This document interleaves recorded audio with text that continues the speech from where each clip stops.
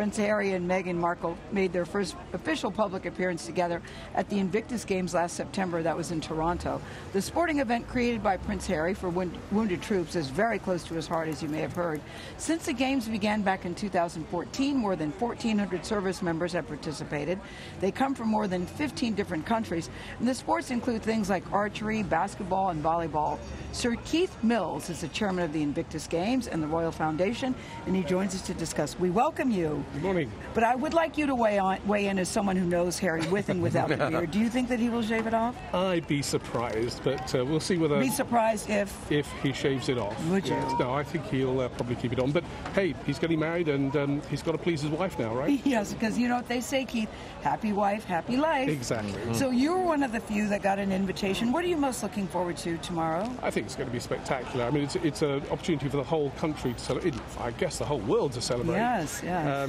But I think the atmosphere in this country has just been growing all week. Every city, every town, every village got the flags out, they're having their parties, and tomorrow's going to be sensational. Yeah, you know, the Invictus Games, going back to that for a second, Harry really was affected and decided to do something after a flight from Afghanistan when he was coming back home, right? Yep. Tell us that story. So I got a call from Kensington Palace saying, would I go and have a coffee with Prince Harry? He'd recently come back from serving in Afghanistan and had some very badly injured troops in the transporter. And he followed their journey and knew through that how difficult it was for these guys to pick up their lives and put it back together again. And he came up with this idea of a big international sports competition. I just finished doing the London Olympic and Paralympic Games.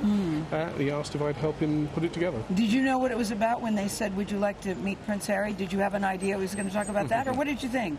Generally speaking, if you have a knighthood and you get a call from the palace, they usually want you to do something. Yes, yes, it's not just to see how you're doing. But this is what Harry said about you.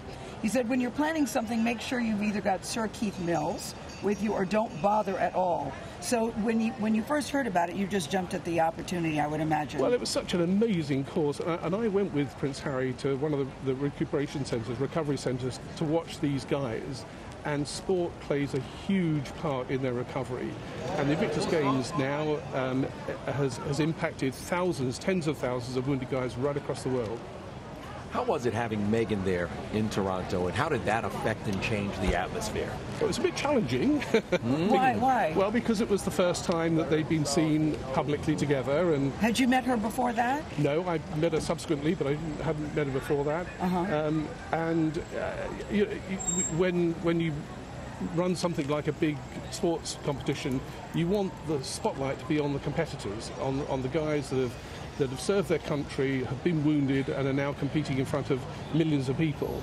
And one of the concerns that Prince Harry had, and we all certainly had, was that the spotlight would go on them and not the competitors.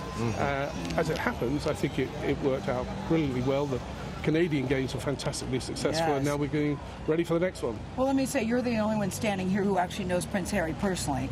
I'm curious about your thoughts about him, because for a while he was considered party boy. I think he's long past that.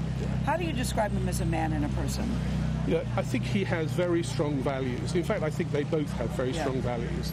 And those values are going to be very important to them as they move through their life. And I think they both recognise they're in a very special, privileged position, and they really want to use that to improve the lives of others. And the Royal Foundation, which I also chair for Prince Harry and for Prince William, takes on lots and lots of different challenges, and over their lives that's going to be a very important part of what they do. Well, Sir Keith, we thank you for taking the time joining us today. Enjoy the day tomorrow. We'll be looking for you in your morning suit.